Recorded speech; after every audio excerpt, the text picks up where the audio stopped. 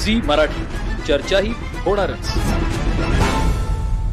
राज्याचे मुख्यमंत्री देवेंद्र फडणवीस 6 जुलै रोजी पंढरपूर इथं पांडुरंगाची सपत्नीक शासकीय पूजा करणार आहेत। या पूजेच्या आधी मुख्यमंत्र्यांना राज्यातील शेतकऱ्यांचा सातबारा कोरा करून संपूर्ण कर्जमाफी व राज्यातील जनतेवर व शेतकऱ्यावर अन्यायकारी शक्तीपीठ महामार्ग रद्द करण्याची सुबुद्धी दे याकरता 4 जुलै रोजी पंढरपूर इथं जाऊन पांडुरंगास साकडं घालणार असल्याची प्रतिक्रिया स्वाभिमानी शेतकरी संघटनेचे संस्थापक राजू शेट्टी यांनी दिली। आज राज्यातील 12 जिल्ह्यात शक्तीपीठ विरोधी संघर्ष समितीच्या वतीनं सविनय कायदेभंग करून रास्ता रोको आंदोलन करण्यात आलंय। कोल्हापूर जिल्ह्यातील शेतकरी व सामान्य जनतेच्या वतीनं पुलाची शिरोली येथील पंचगंगा पुलावर जवळपास 2 तास राष्ट्रीय महामार्ग रास्ता रोको करून शक्तीपीठ व सरकारच्या विरोधातील जनभावना दाखवण्यात आल्या। कोल्हापूर सांगली जिल्ह्यासाठी शक्तीपीठ महामार्गामुळे प्रचंड मोठं नुकसान होणार आहे। सरकारला याबाबत गुडघे टेकण्यास भाग पाडणार असल्याची भावना सामान्य लोकांनी बोलून दाखवली।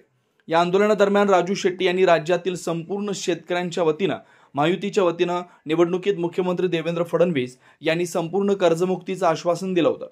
राज्यात रोज 8 शेतकरी आत्महत्या करतायत आणि आता सरकार आल्यानंतर देवेंद्र फडणवीस कर्जमुक्तीस टाळाटाळ करतायत।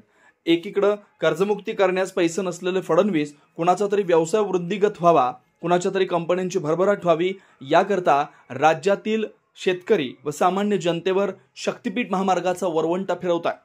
यामुळे मुख्यमंत्री देवेंद्र फडणवीस यांना राज्यातील शेतकऱ्यांची संपूर्ण कर्जमुक्ती व शक्तीपीठ महामार्ग रद्द करण्याची सद्बुद्धी पांडुरंगानं फडणवीसांना द्यावी या मागणीसाठी राज्यातील शेतकऱ्यांच्या वतीनं व शक्तीपीठ विरोधी संघर्ष समितीच्या वतीनं 4 जुलैला पंढरपूर इथं साकडं घालणार असल्याची माहिती शेट्टी यांनी दिली आहे। विनोद शिंगे, कुंभोज। या वर्षीच्या आषाढी एकादशीच्या महापूजेला मुख्यमंत्री सपत्नीक पंढरपूरला येत आहेत।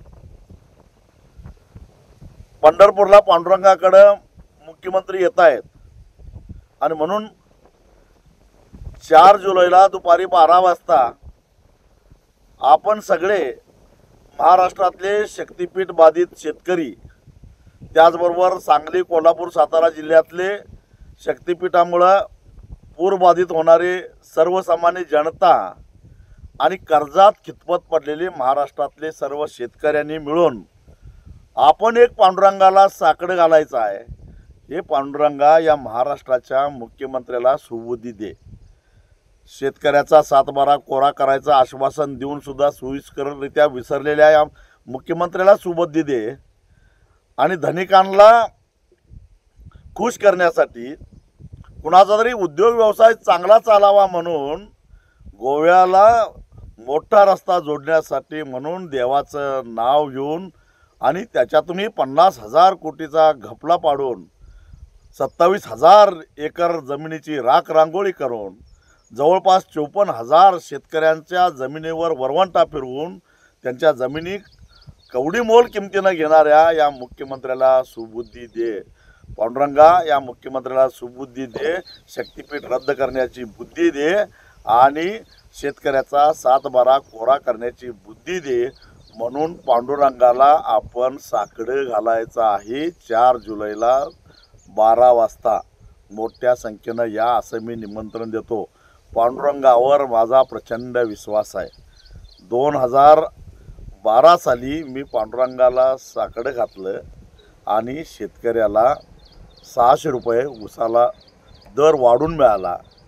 2016 साली मी पांडुरंगाला साकडं घातलं, दूध उत्पादक शेतकऱ्याला लिटरला 5 रुपये अनुदान मिळालं आणि आता सुद्धा पांडुरंग आपल्याला नाराज करणार नाही।